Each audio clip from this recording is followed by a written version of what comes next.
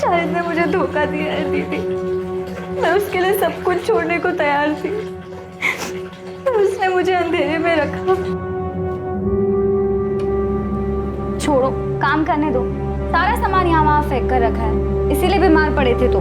हाँ, तो ये बीमारी की तो मेहरबानी है जो तुम मेरे गरीब खाने में आई। हाँ बस। हाँ, अब ठीक से सफाई करने दो। ठीक से साफ सफाई नहीं होगी तो वापस बीमार पड़ जाओगे।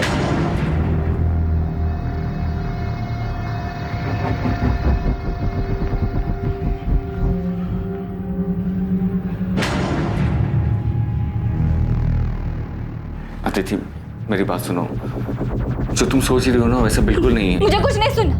मैंने पहली बार किसी पर भरोसा किया, दिल से सच्चा प्यार किया, और तुमने बदले में मुझे क्या दिया? तुमने मेरा भरोसा तोड़ दिया। अदिति सुनो, मेरी बात सुनो। अदिति, अदिति।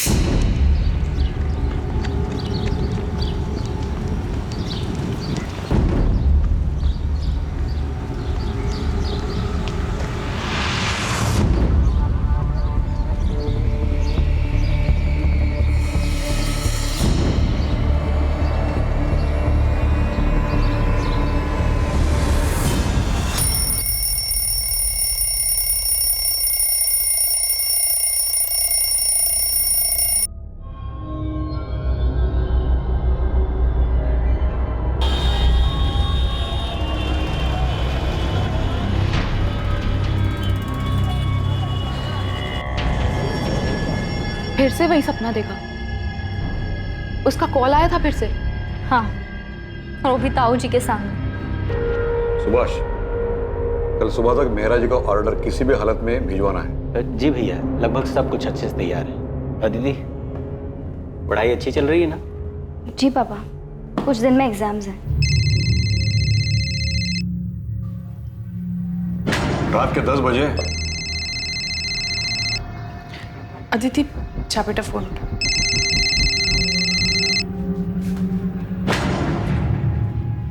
Hello hello. नहीं नहीं नहीं, कुछ नहीं चाहिए हमें। मैंने कितनी बार बोला है, और आप प्लीज इतनी रात को कॉल मत कीजिए।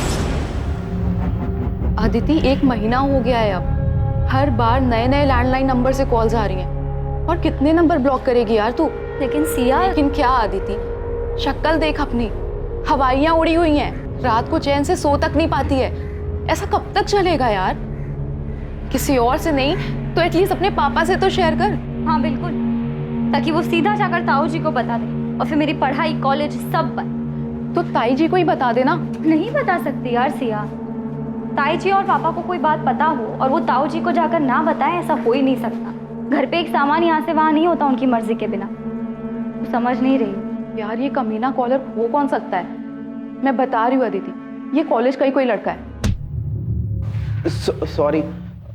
क्या यार प्रतीक, 4 आंखें दी उसके बाद भी देख के नहीं चल सकता? I am sorry Aditi. Siya, it's okay Prateek, चुप कर सिया। क्यों डांट रही थी बेचारे को?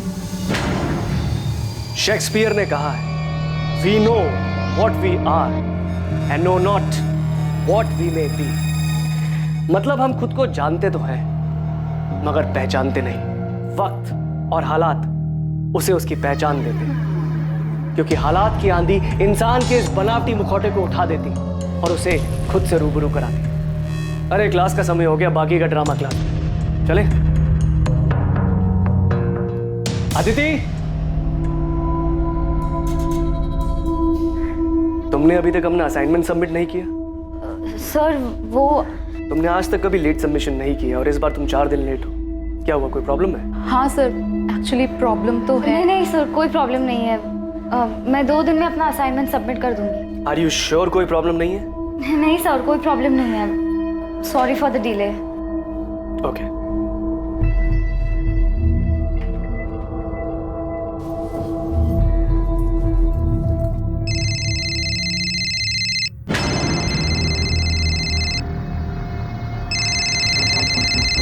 बेटा अदिति, फोन तो मेरा बजा, तुम क्यों चौंक गई? लाओ दो फोन।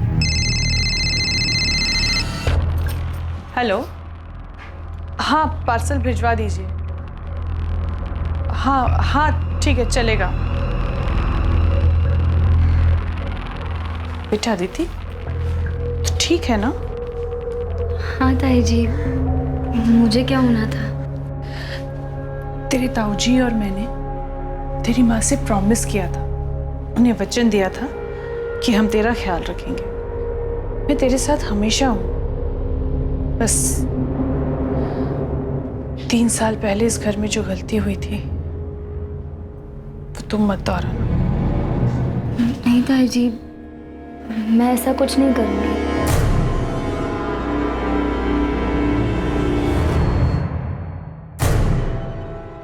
ठाकुर साहब मिले थे, वो अपने छोटे बेटे विकास के लिए लड़की ढूंढ रहे, आदिति के बारे में पूछ रहे थे। तो मैंने उन्हें आदिति की फोटो दिखाई जो उन्हें पसंद है। वो आदिति से मिलना चाहते हैं। पिछली बार जो कुछ भी हुआ उसके बाद ठाकुर साहब अभी भी अपने बेटे के लिए पिछली बार जो हुआ उसे भूल जाओ ज्योति, जो सामने उसे देखो। हो सकता है ठाकुर खानदान से हमारा रिश्ता होना लिखा है और रिश्ता खुद चलकर आ रहा है। विकास अच्छा लड़का है, मुंबई में रहता है, अगले हफ्ते कानपुर आ रहा है, मिल लेगा आदित्य से। पर मेरी पढ़ाई, कॉलेज का आखिरी साल है। तो फिक्र मत कर बेटा, तेरे एग्जाम्स के बाद ही तेरी शादी करेंगे। हाँ, एग्जाम के बाद ही शादी होगी, लेकिन सगाई इसी महीने होगी। ठाकुर साहब अब ज्यादा रुकना नहीं चाहते और मैं भी उनकी बात से सहमत हूँ।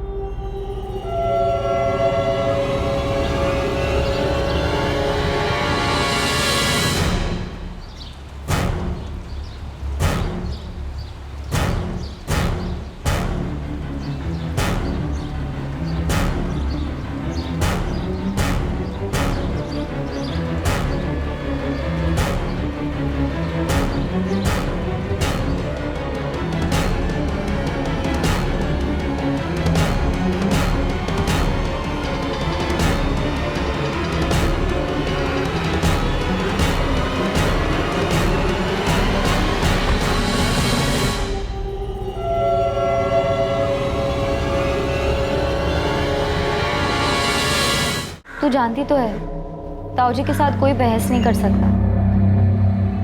उन्होंने कहा है तो शादी होकर रहेगी। मैं तुम्हारी जगह होती तो भाग जाती।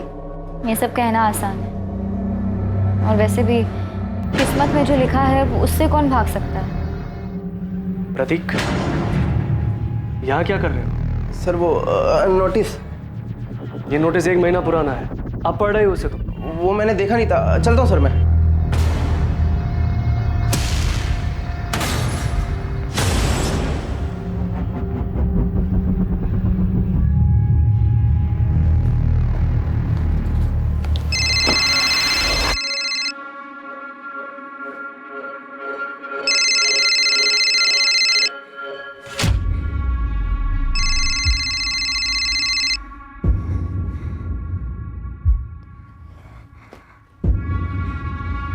हेलो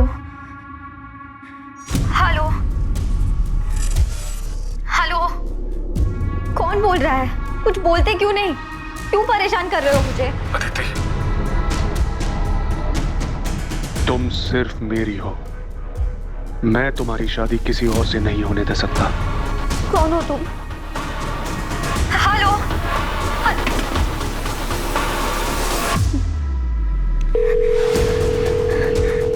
हेलो, हाँ अभी फिर से फोन आया था।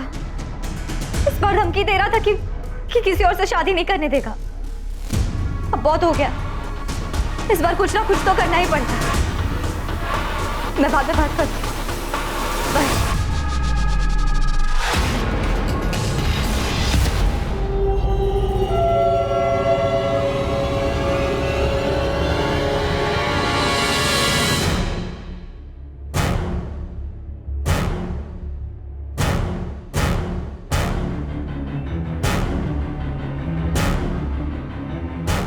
ताई जी, मैं चलती हूँ। ठीक है बेटा, संभल के जाना।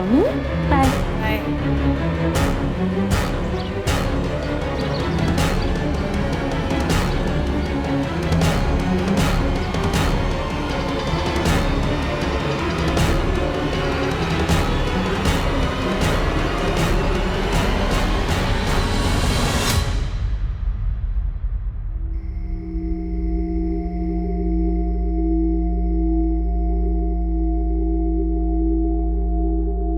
कॉलेज तो 5 बजे ही बंद हो गया था।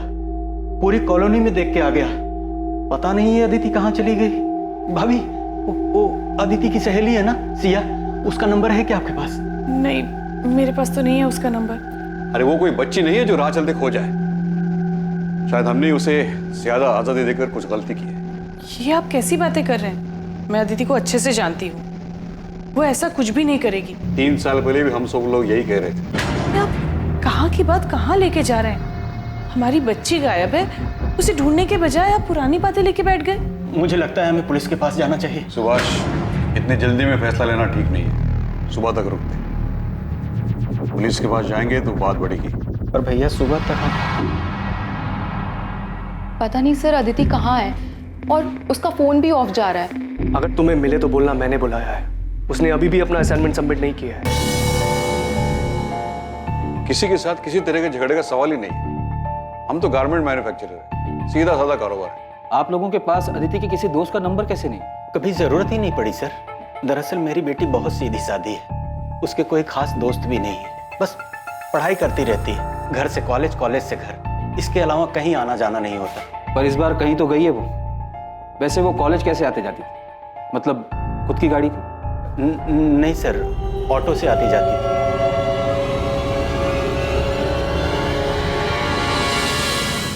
हम अदिति की फोटो आसपास के थानों में भेज रहे हैं, उसके कॉल रिकॉर्ड्स भी मंगवाए, जिससे पता चल जाएगा कि उसने लास्ट बात किससे की। कल 3 सितंबर को अदिति कॉलेज ही नहीं आई थी? जी नहीं, पिछले कुछ दिनों से ना वो थोड़ी सी परेशान लग रही थी। मैंने उससे पूछा भी था कि कोई दिक्कत है, उसने बताया ही नहीं। शायद उसकी दोस्त सिया को पता हो, शायद उसे कुछ बताया हो।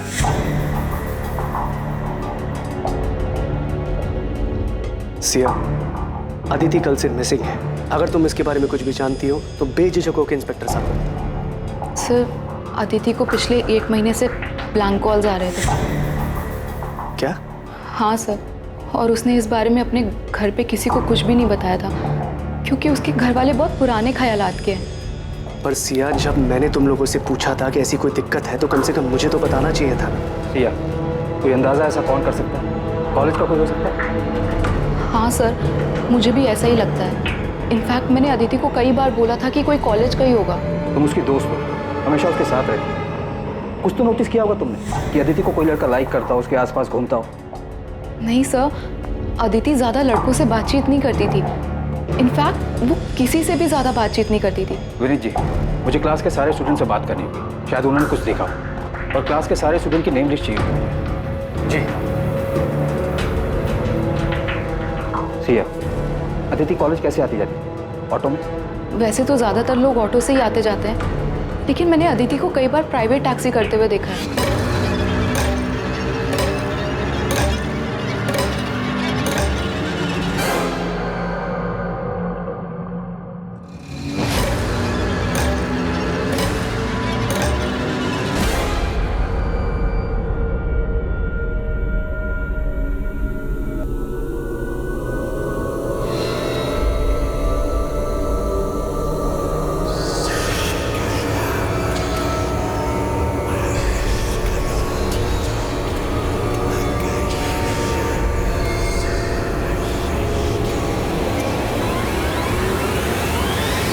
कोई उसे कॉल करके तंग कर रहा था तो उसे हमें बताना चाहिए था। मेरी गलती है, मैं ही शायद उसका ठीक से ध्यान नहीं दे पाया। मैंने देखा था, जब भी उसका फोन बजता था वो चौंक जाती थी। मुझे लगा शायद वो अपनी। आप कह रहे थे कि आप अदिति की कॉल रिकॉर्ड्स निकलवाने वाले हैं, उससे कुछ पता चला? कॉल रिकॉर्ड कल तक आएंगे जगमोहन जी। तब तक हम आपके घर के आसपास चलने वाले ऑटो और टैक्सी वालों से बात कर रहे हैं, लेकिन अभी तक अदिति को किसी ने पहचाना नहीं। वैसे अदिति की फ्रेंड सिया का कहना है कि वो अक्सर प्राइवेट टैक्सी से आती है।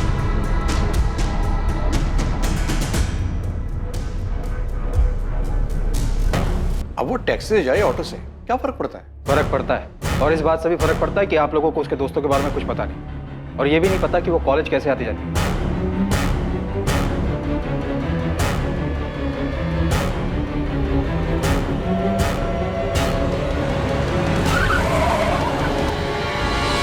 हमारी गलती है, पर वो ब्लैंक कॉलर वाली बात से मुझे बहुत डर लग रहा है। आप प्लीज मेरी बेटी को ढूंढ दीजिए। सर, अदिति राउत के कॉल रिकॉर्ड्स आ गए सर। और सर, अदिति के फोन पे आखिरी कॉल जिस नंबर से आया था वो फिलहाल स्विच ऑफ है, किसी शाहिद बेग का है। और दोनों में काफी बातचीत होती थी सर। शाहिद बेग, लेकिन इस नाम का तो कोई स्टूडेंट अदिति की क्लास में नहीं है। और ये पिंक नंबर किसके? सर ये 6-7 पीसीओ के नंबर है। इनसे अदिति को लगभग 20-30 सेकंड के कॉल्स आए हैं। पक्का इन्हीं पीसीओ से अदिति को ब्लैंक कॉल किया गया होगा। और शायद इन कॉल्स के डर से ही अदिति ने टैक्सी में आना जाना शुरू किया होगा सर। मुझे इन सारे पीसीओ के एड्रेस चाहिए, जल्द से जल्द।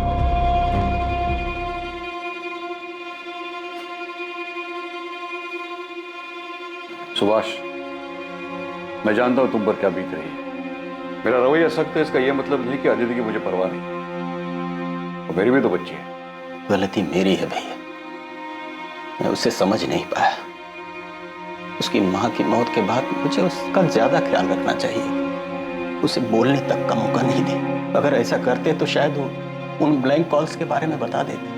मैंने शायद उसे पहचानने में भूल कर दी, उस पर शक किया। मुझे लगा वो भी हमें धोखा देकर भाग गई, लेकिन मैं किसी भी हालत में उसे घर वापस लाकर ही रहूंगा। तब ये रोड का पीसीओ है। अब 4 घंटे पहले कौन आके गया मुझे याद नहीं है। हाँ साहब, सीसीटीवी लगवाया ना, आजकल क्या मालूम कब जरूरत पड़ जाए। ये तारीख है, इस टाइम के बीच के सारे सीसीटीवी फुटेज चाहिए मुझे सर। 6 पीसीओ में से सिर्फ 2 जगह सीसीटीवी। और सर एक पीसीओ से 21 अगस्त को कॉल आया था अदिति को रात को 11:15 बजे। और दूसरे पीसीओ से 31 अगस्त को कॉल आया था रात को 10:35 पर। आई होप हमें वो कॉलर दिख जाए।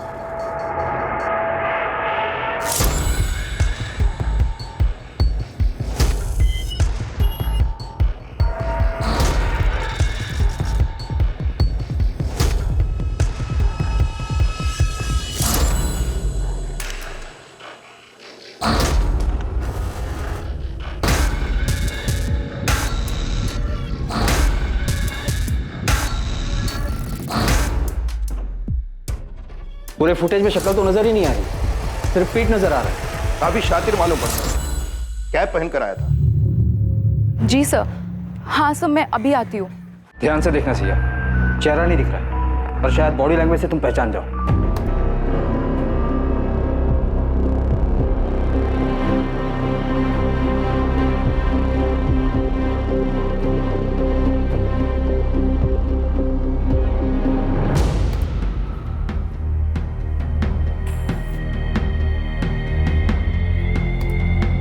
सर ये आदमी बार बार अपनी रिस्ट वॉच एडजस्ट कर रहा है। सर ये आदत तो ये आदत हमारे प्रोफेसर विनीत की है। मैं कॉलेज का प्रोफेसर हूँ, कोई सड़क छाप रोमियो नहीं हूँ। आपको क्या लगता है मैं एक लड़की को ऐसे परेशान करूंगा? सर आप लोग गलत कर रहे हैं। मैंने कुछ भी नहीं किया, फिर आप मुझे कैसे लेकर आ सकते हैं? हमारे फोन के लोकेशन डिटेल्स देखे हमने। अदिति को जिस पीसीओ से जिस टाइम पर ब्लैंक कॉल किया गया, उसी जगह उसी टाइम तुम्हारा फोन भी मौजूद था। सर ऐसा हो ही नहीं सकता, मैं हमेशा अपना फोन घर पे। मैकबेथ अपने राजा के प्रति बहुत वफादार, पर लेडी मैकबेथ के कहने पर उसके मन में भी राजा बनने के ख्वाब जाग गए। फिर क्या था, उसके एक वफादार मुलाजिम होने का मुखौटा गिर गया और खुद अपने हाथों से उसने अपने राजा को मार डाला। अब सोचने वाली बात यह है कि शायद मैकबेथ को यह खुद नहीं पता था कि उसके वफादारी के मुखौटे के पीछे एक दगाबाज शख्स है। इंसानी फितरत का कोई भरोसा नहीं होता। कभी कभी चेहरे के पीछे की असलियत बहुत भयानक होती है। क्लास का टाइम हो गया, अगली बार नेक्स्ट एक्ट पढ़ के आइएगा, वो डिस्कस करेंगे। एक्सक्यूज मी सर, मुझे नहीं लगता मैकबेथ ने कोई मुखौटा पहना था। इंसान खुद को ही ना पहचान सके, ऐसा कैसे हो सकता है? मुझे लगता है मैकबेथ ने ये सब उसकी बीवी के प्रभाव में आकर किया था। फाइनली इस क्लास में कोई तो है जो लिटरेचर में दिलचस्पी लेता है, वरना बाकी सब तो उल्लू की तरह ताकते रहते हैं। और रहा ताल्लुक तुम्हारे सवाल का, तो ये सवाल तुम अपने आप से पूछो। पिछले 1 साल में पहली बार तुमने मुझसे आके कोई सवाल किया है? क्या तुमने कभी ये सोचा था कि तुम सामने से आकर मुझसे शेक्सपियर डिस्कस करोगी? शायद ऐसी भी कोई अदिति है जिसे हम क्या तुम खुद नहीं जानती। वो बहुत शांत स्वभाव की थी, बाकियों से बिल्कुल अलग। मैं उसे करीब से पढ़ना चाहता था, जानना चाहता था। उसकी सादगी मुझे भाने लगी थी। वही मीठी आवाज सुनने के लिए मैं उसे ब्लैंक कॉल्स किया करता था, मगर कभी हिम्मत नहीं हुई उसे बताने की। फिर इस बीच मुझे पता चला कि उसकी शादी की बात चल रही है। अदिति अभी सिर्फ तू 22 साल की है। इतनी जल्दी शादी कौन करता है? और तूने कुछ बोला नहीं? तू जानती तो है, ताऊ जी से कोई बहस नहीं कर सकता। उन्होंने कहा है तो शादी होकर रहे। ये सुनकर मुझे बहुत गुस्सा आया। वो ऐसे कैसे किसी और के साथ शादी कर सकती थी? इसलिए उस दिन मैंने उसे कॉल करके पहली बार बात की। अदिति, तुम सिर्फ मेरी हो। मैं तुम्हारी शादी किसी और से नहीं होने दे सकता। तेरी लव स्टोरी में कोई इंटरेस्ट नहीं मुझे। ये बता अदिति कहाँ है? क्या किया तूने उसके साथ? सर मैंने उसके साथ में कुछ नहीं किया है। चुपचाप सच बता दे। अब लेक्चर खत्म, प्रैक्टिकल शुरू होगा जिसमें सिर्फ सच बाहर आएगा। शंभू। जी सर। शुरू हो जा। किसी पे भरोसा ही नहीं कर सकते यार। I mean, प्रोफेसर विनीत जैसे पढ़े लिखे लोग ऐसी हरकत कर सकते हैं? हाँ, कौन असल में क्या है ये तो कोई नहीं बता सकता। बेचारी अदिति, एक तो पहले ही उसके घर में इतनी ज्यादा प्रॉब्लम थी और अब ये ब्लैंक कॉल्स का चक्कर आके उसके सर पड़ गया। तुझे अंदाजा भी नहीं होगा यार कि उसके घर वाले हर बात को लेके कितनी रोक टोक करते थे। मैंने क्या किया पापा? जीन्स पहनने में क्या गलत है? बाकी लड़कियां भी तो पहनती हैं। दुनिया अगर गलत करे तो इसका मतलब ये नहीं है कि उनकी देखा देखी हम भी गलत करें। तो जानती है ना ताऊ जी को, उन्हें ये सब पसंद नहीं है। और आपको पापा? मैं जानती हूँ पापा, नाम सिर्फ ताऊ जी का आता है पर आपकी सोच भी उनसे कुछ अलग नहीं है। ऐसी बात नहीं है बेटा, हम जिस समाज में रहते। पापा आप भी उन्हीं की तरह हैं, समाज की तरह, जो हर वक्त बस लड़कियों पर पाबंदियां लगाने के लिए और उन्हें हर बात के लिए जिम्मेदार ठहराने के लिए खड़े होते हैं। काश आज माँ जिंदा होती, वो ऐसा कभी नहीं होने देती। अदिति। सर अदिति को मैंने किडनैप नहीं किया है। या मुझे कहाँ लेके जा रहे हैं? मैं कोई क्रिमिनल नहीं हूँ। कोर्ट में पेशी है तेरी। हमने अर्जी दाखिल की तुझे रिमांड पर लेने के लिए। अब देखते तू सच कैसे नहीं बोलता। 10 दिन हमारे साथ जेल में रहेगा ना तो सब उगल देगा। सर एक बात बहुत अजीब है, अदिति रोज एक प्राइवेट टैक्सी में आया जाया करती थी और यही नहीं, रोज वो टैक्सी एक ही होती थी।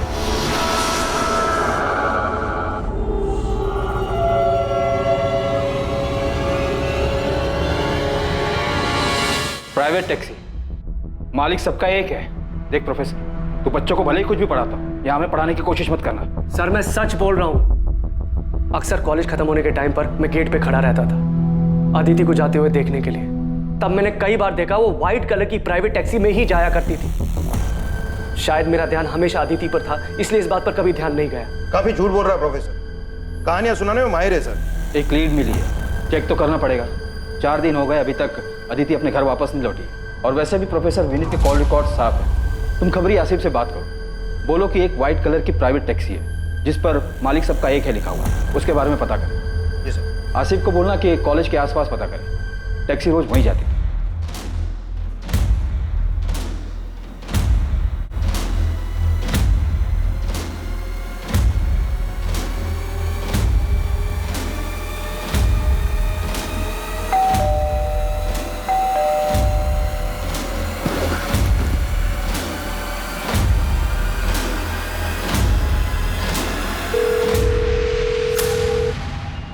हेलो, आप कहाँ हैं? तुरंत घर आ जाइए। अरे लेकिन हुआ क्या है? जिसका डर था वही हुआ। हाँ, आप सवाल मत पूछिए, बस जल्दी घर आ जाइए। देखो मैं रास्ते में हूँ, गाड़ी में। तुम साफ साफ बोलो क्या हुआ है?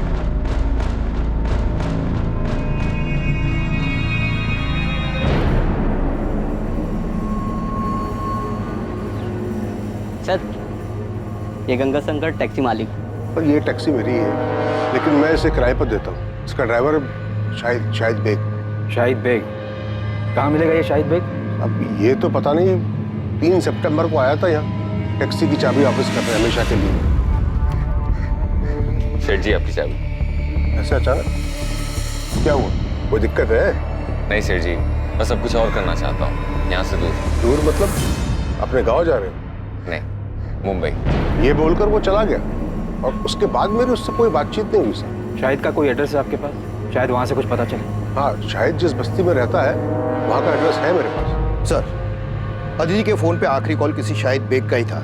ये वही होगा, नंबर क्रॉस चेक करो।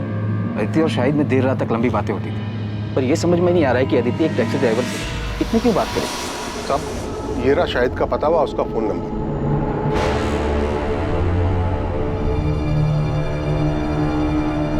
ये वही शाहिद बेग है। सर ये बालक यहीं शाहिद रहता था। 2 साल पहले उसने ये घर मुझसे किराए पे लिया था। आइए सर।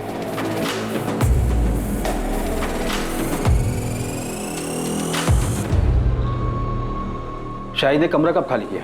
3 सितंबर को। हाँ साहब उसी दिन किया था। कुछ बताया था उसने? कहाँ जा रहा है? यमुना भाई इस बार दुबई जा रहा हूँ किस्मत आजमाने। ये चल क्या रहा है शाहिद के दिमाग में? सबको अलग अलग जगह बताकर खुद गायब हो गया। अदिति हमेशा शाहिद की टैक्सी से आती जाती थी और शाहिद ने अपनी टैक्सी 3 सितंबर को वापस की और उसी दिन से अदिति और शाहिद दोनों गायब हैं। ये महज इत्तेफाक तो नहीं हो सकता। सर यहाँ तो कुछ और ही खिचड़ी पक रही है। ये शाहिद की पड़ोसन बता रहे थे कि शाहिद के घर पे किसी लड़की का रेगुलर आना जाना था। हाँ साहब, ये तो वही लड़की है जो शाहिद के घर पे आती थी।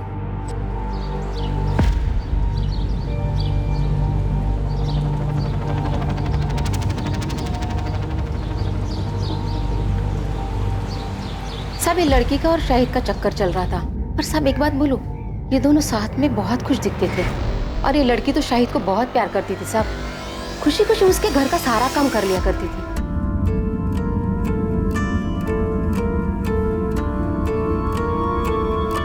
क्या कर रहे हो? कोई देख लेगा तो? तू देखने दो। तुम यहाँ क्या कर रहे हो? बुखार है ना, आराम करना चाहिए। चलो अंदर चलो। अच्छे बड़े घर की लड़की, कॉलेज जाने वाली, अपनी उम्र से काफी बड़े टैक्सी वाले के प्यार में पड़ गई और इतना ही नहीं, अपना घर छोड़कर उसके साथ भाग भी गई। कुछ ज्यादा फिल्मी नहीं हो गया ये? नहीं पीढ़ी है सर, फिल्मों से सीखते हैं इन। और फिर इस अदिति के घर वाले तो काफी पुराने ख्यालात के। शाहिद के कॉल रिकॉर्ड्स निकलवाओ और ये सच भी हमें रावत फैमिली को बताना ही होगा। कॉल डिटेल से तो ये लगता है कि अदिति और शाहिद आपस में काफी लंबी लंबी बातें करते और इतना ही नहीं, अदिति शाहिद के घर भी आ जाया करती। वहाँ के आस पड़ोस के लोगों ने अदिति को कई बार देखा, इसलिए हमें यकीन है कि अदिति और शाहिद एक दूसरे से प्यार करते थे और इसलिए भागते। शाहिद के गांव रायबरेली का एड्रेस मिला है, हम वहाँ जाकर पता करने की कोशिश। रहने दीजिए, आपकी मदद का बहुत बहुत धन्यवाद। अब उन्हें ढूंढने की कोई जरूरत नहीं है। अदिति खुद हमसे रिश्ता तोड़कर चली गई है। आप तकलीफ मत उठाइए, इस केस को क्लोज कर दीजिए। एक बार अदिति हमें मिल जाए उसके बाद तो ये केस हम क्लोज ही कर देंगे। हम लोगों ने फैसला कर लिया है, हमें उनसे कोई वास्ता रखना नहीं है और नहीं इस केस। जब आप लोग खुद अदिति को नहीं ढूंढना चाहते तो ये केस हम क्लोज कर देंगे।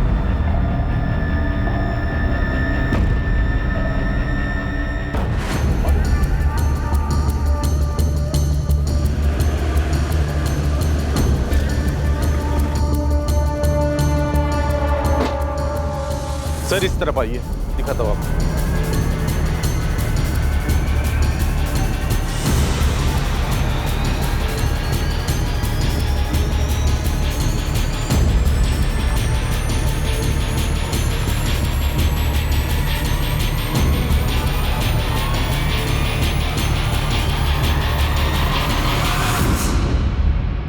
सब विक्टिम का गला घोटा गया है, कपड़े भी फटे हुए हैं, शायद रेप किया गया है और लाश को उस बोरी में लाया गया है। लड़की गांव की रहने वाली नहीं लगती। मैंने आसपास के लोगों से पूछा, इसकी फोटो भी दिखाई, लेकिन कोई पहचान नहीं पाया। डेड बॉडी को पोस्टमार्टम के लिए तो भेजिए दो, इसकी फोटो भी आसपास के थानों में भेज दो, शायद वहां से आइडेंटिफाई हो जाए। तो विक्टिम की फोटो दिल्ली, नोएडा और आसपास के थानों में भेजी, लेकिन अभी तक कोई रिस्पॉन्स नहीं आया। शायद विक्टिम यहाँ की हो ही नहीं। तो एक काम कर दो, हमारे सोशल मीडिया ग्रुप की हेल्प लो और विक्टिम की फोटोज उसमें भी सर्कुलेट करो।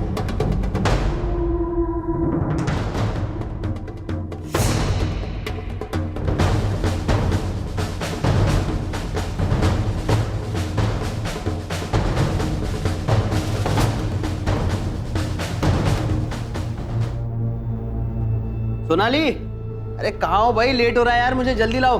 हाँ बस 5 मिनट, आपका टिफिन रेडी है।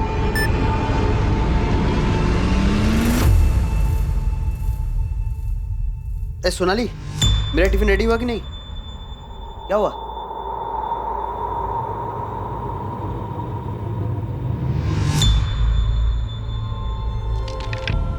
डेथ गला दबाने की वजह से हुई है। रेप? विक्टिम सेक्सुअली एक्टिव थी।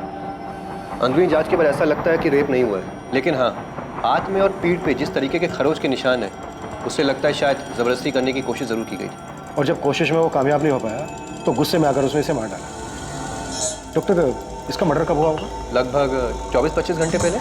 24-25 घंटे पहले, मतलब 11 सितंबर की रात को।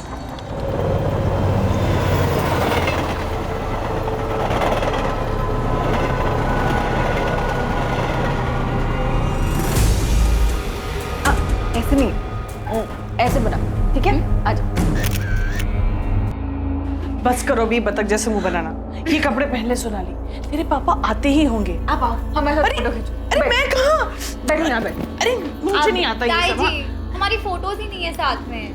देखो सिर्फ आपको बस ऐसे करना। कैसे? ऐसे, ठीक है? आओ।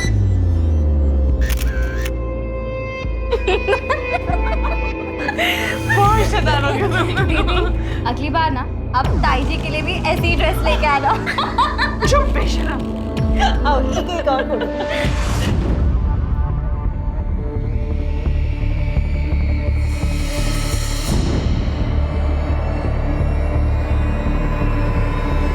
ये मेरे चाचा जी सुभाष रावत की बेटी है सर। हमारा घर कानपुर में है।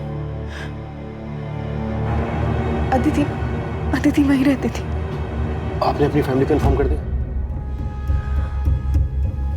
नहीं सर, हिम्मत नहीं उन्हें फोन करने की। पिछले 3 सालों से कोई बातचीत नहीं है हम लोगों के बीच में, क्योंकि मैंने भागकर भानु से शादी की थी। वो आखिरी बार था जब मैंने उसे देखा था। आप हमें अपना कानपुर का एड्रेस दे दीजिए और अपने घर वालों के फोन नंबर्स, हम इन्फॉर्म कर देंगे।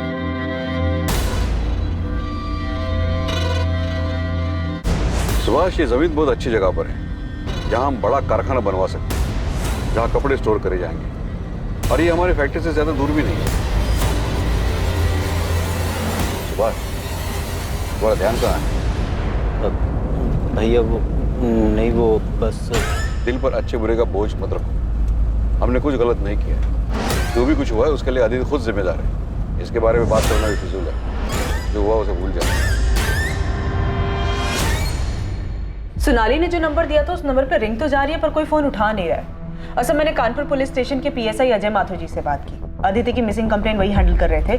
4 सितंबर को मिसिंग कंप्लेंट फाइल की गई थी। हाँ, अदिति रावत, उसके मिसिंग कंप्लेंट की इन्वेस्टिगेशन मैंने ही की थी, अभी कुछ दिन पहले की बात है। हाँ, एक टैक्सी ड्राइवर था शाहिद बेग नाम का, अफेयर था दोनों का, उसी के साथ चली गई। हम उन दोनों को ढूंढने में आगे बढ़ ही रहे थे कि अदिति की फैमिली ने केस क्लोज करने के लिए बोल दिया। सुधा, तुम तुरंत कानपुर के लिए निकलो और अदिति की फैमिली से मिलो। तब तक हम यहाँ सोनाली से बात करके देखते हैं, शायद उसे शाहिद के बारे में कुछ पता हो। Okay sir. सर, ये अदिति और शाहिद की जोड़ी थोड़ी अजीब नहीं है? अदिति एक अमीर लड़की है, शाहिद एक टैक्सी ड्राइवर। सोचने वाली बात यह है कि इन दोनों का मेल हुआ कैसे?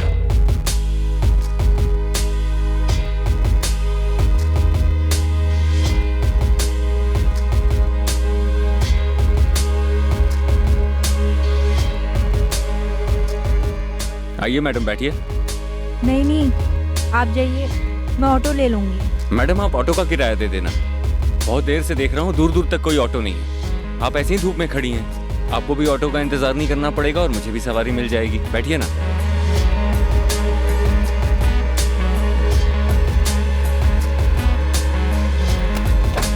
ये उनकी पहली मुलाकात थी। मतलब तुम अदिति के रेगुलर टच में? हाँ सर, अभी इसी साल हमारी बातचीत शुरू हुई थी। घर से भागने के बाद बड़ी हिम्मत करके मैंने उसे फ़ोन किया था। उसने घर पे किसी से नहीं बताया था कि हम लोगों के बीच में बात होती, क्योंकि मेरे पापा यानी अदिति के ताऊजी बहुत ज़्यादा स्ट्रिक्ट हैं सर, और कोई उनकी मर्जी के खिलाफ जाए ये उनको बिल्कुल पसंद नहीं था। सोनाली, तुमने लव मैरिज की थी, कोई गुनाह नहीं किया था। लेकिन सर, मेरी पापा की नज़रों में ये किसी गुनाह से कम नहीं है।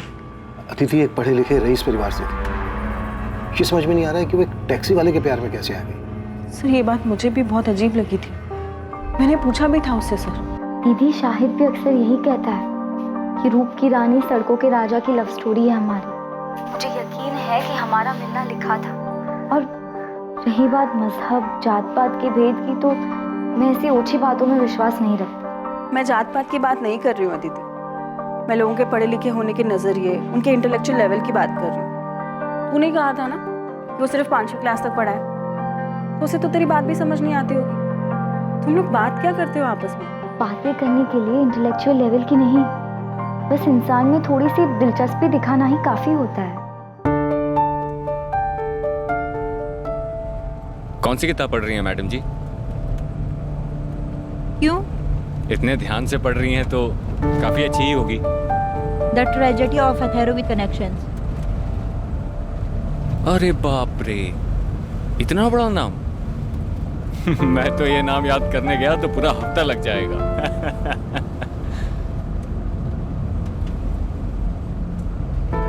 मुझे भी किताबें पढ़ने का शौक था बचपन में, लेकिन वो अरमान कभी हकीकत नहीं बन पाया। क्यों? अब्बा का इंतकाल हो गया था बचपन में। इससे पहले कि कुछ समझ पाता, कंधे से स्कूल बस्ता हटाकर सर पे बोझ डाल दिया गया। घर चलाने के लिए अम्मी की मदद करनी थी, तो तब से लेकर अभी तक वही करता चला आ रहा हूँ। मतलब उसने तुझे अपनी दुख भरी कहानी सुनाई और तेरा दिल पिघल गया? मैंने उस पर तरस खाकर उसे पसंद नहीं किया है, बल्कि उसके आने से मुझे पहली बार कोई ऐसा मिला जो बिना किसी मतलब के, बिना किसी उम्मीद के मुझ में दिलचस्पी दिखा रहा है, जो मुझे वक्त देना चाहता है, मुझे सुनना चाहता है। और दीदी आपको पता है, शाहिद बहुत ही जिंदा दिल इंसान है। ना कुछ हुआ है उसके साथ, मगर फिर भी हंसता रहता है और हमेशा मुझे हंसाने में लगा रहता है।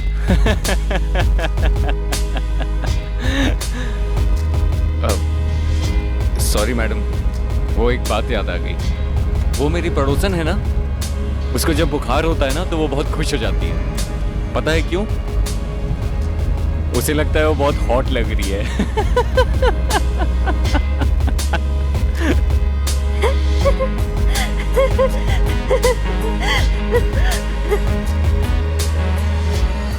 टैक्सी में आते जाते दोनों के बीच प्यार हो गया और बात यहाँ तक आगे बढ़ गई कि दोनों ने भागकर शादी कर ली। सर यही बात मुझे भी परेशान कर रही थी। और मुझे नहीं लगा था वो घर से भागकर शाहिद से शादी कर लेगी। क्यों? ऐसा क्या हुआ?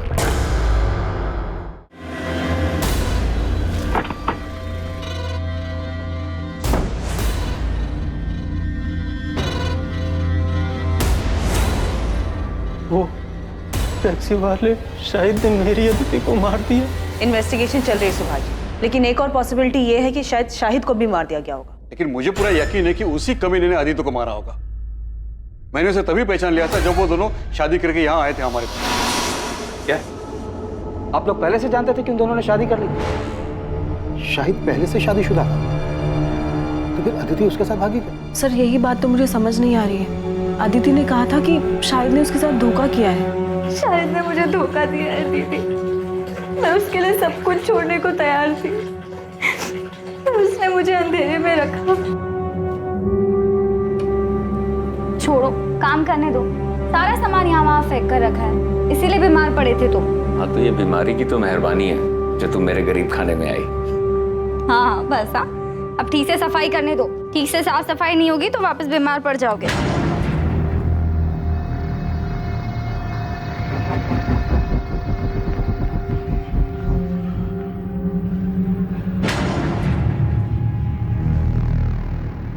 अतिथि, मेरी बात सुनो। जो तुम सोच रही हो ना वैसा बिल्कुल नहीं है। मुझे कुछ नहीं सुनना। मैंने पहली बार किसी पर भरोसा किया, दिल से सच्चा प्यार किया, और तुमने बदले में मुझे क्या दिया? तुमने मेरा भरोसा तोड़ दिया। अदिति सुनो, मेरी बात सुनो। अदिति, अदिति। पिछले 1 महीने से मेरी अदिति से बात नहीं हो पाई थी सर, इसीलिए इस सब के बाद उन दोनों के बीच क्या हुआ मुझे नहीं पता सर।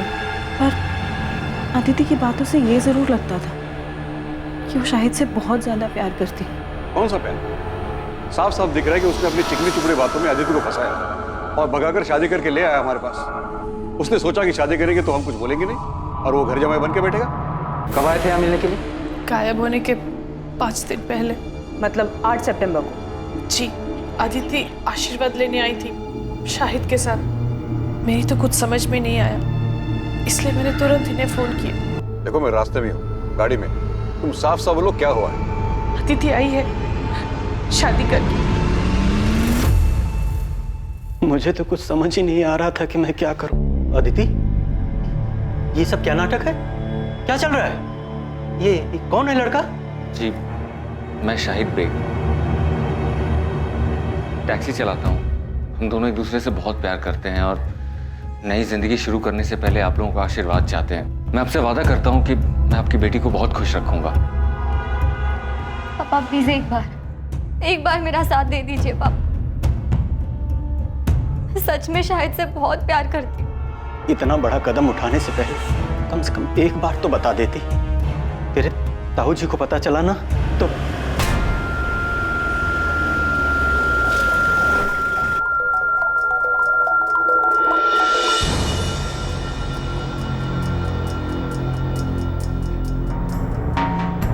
सुभाष, इनसे कह दे यहां से चले जाए। मैं कहता हूं चले जाओ यहां से। हम समझ लेंगे कि तू भी सोनाली की तरह मर गई है हमारे लिए। लेकिन याद रखना, जो लोग बुजुर्गों का दिल दुखा के खुशियां ढूंढते हैं ना, जिंदगी उन्हें कभी खुश नहीं रखती। आपने तो हमें कुछ नहीं बताया, सीधे कहा कि केस क्लोज कर दो। हाँ तो और क्या कहते हैं? लेकिन शाहिद और अदिति तो एक दूसरे से प्यार करते थे ना, तो फिर शाहिद अदिति को क्यों मारेगा?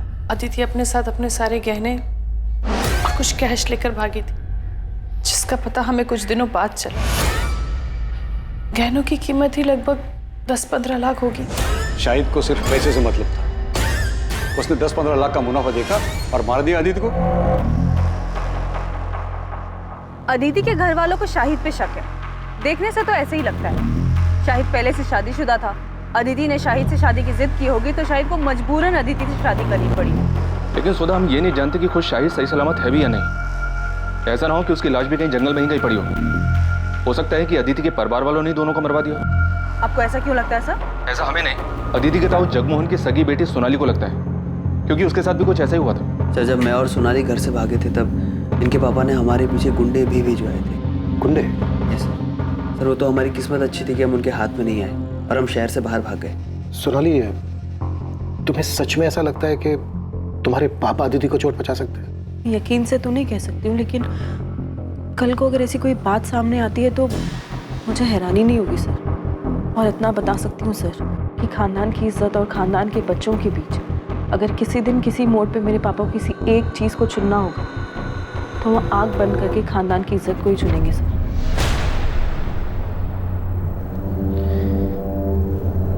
अदिति की बॉडी कल सुबह मिलेगी। अदिति ने भले ही अपने औलाद होने का फर्ज ना निभाया, लेकिन हम तो बड़े हैं, हमें अपना फर्ज निभाना ही होगा। उसका अंतिम संस्कार करना। इंसान वही होता है जो दूसरों की गलतियों से कुछ सीखे। लेकिन लाख समझाने के बावजूद भी अदिति ने वही गलती दोहराई। उसे वही मिला जो उसने बोया था।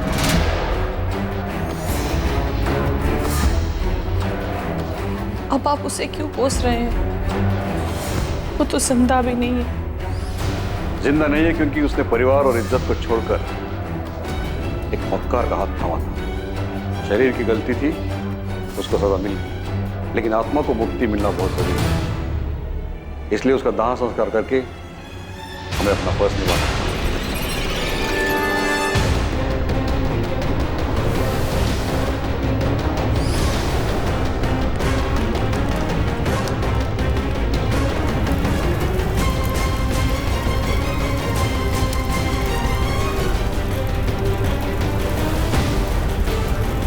हमें सबसे पहले ये पता लगाना है कि इस वक्त शाहिद कहाँ है। क्या सबके पीछे उसी का हाथ है या फिर वो खुद एक विक्टिम?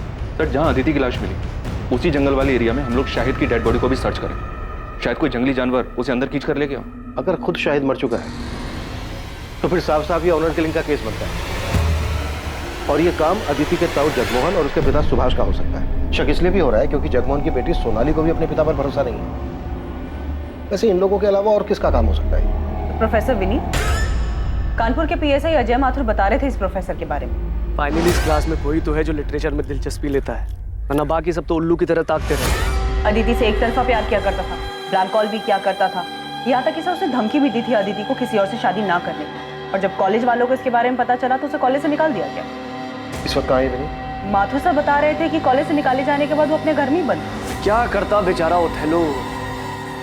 प्यार में जलन होना स्वाभाविक है। वो अपने प्यार को किसी और के साथ नहीं देख सकता, इसीलिए उसने खुद उसको